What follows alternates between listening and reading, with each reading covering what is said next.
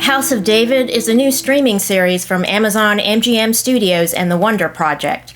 It interprets the Bible from a Christian perspective.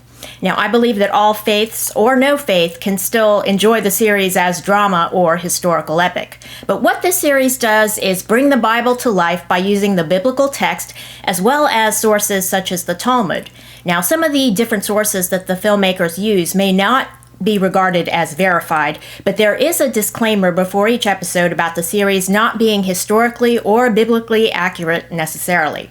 Now, I've only watched the first 3 episodes, so I'm reviewing just the first 3. So far, does the series transcend the genre?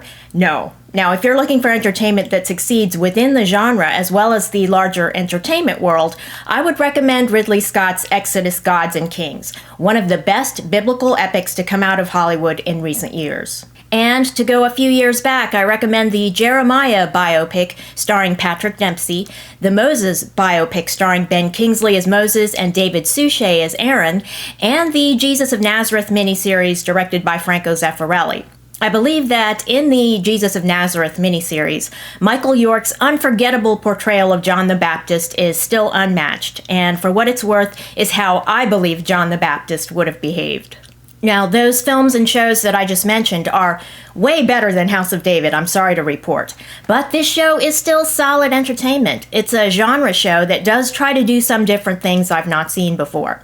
For instance, in the first 3 episodes, the series creates a backstory for Goliath, which I've never seen done on TV. I still remember Genesis chapter 6, verse 1, which talks about how giants came to be, and I never questioned how Goliath, one of those giants, ended up in the army of the Philistines to challenge Israel. Well, this series tells us how that confrontation came about. House of David is also different in that it shows how the antagonists of Israel are frequently involved in sorcery.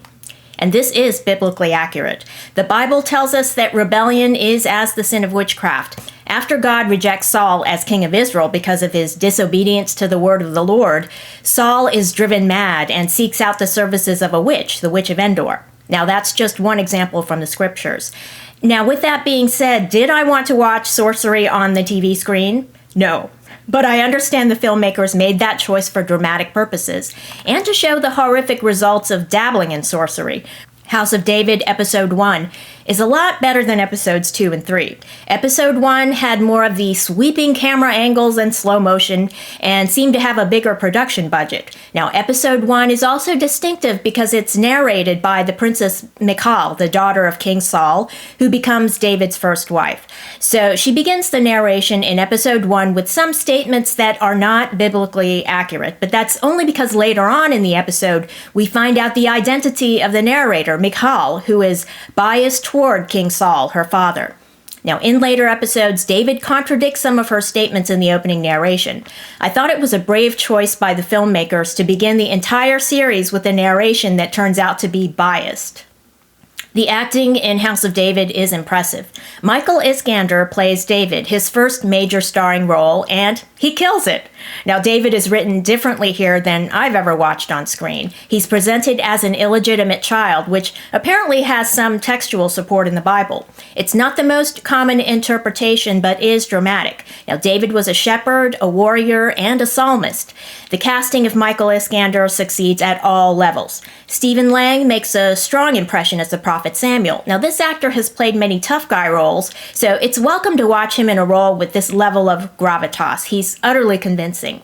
And Ali Suleiman knocks it out of the park as King Saul. What a great performance. Filled with pride and cursed by God. Determined to hang on to power by his fingernails, it seems. In this performance, we see the end results of mocking God. We see folly and madness.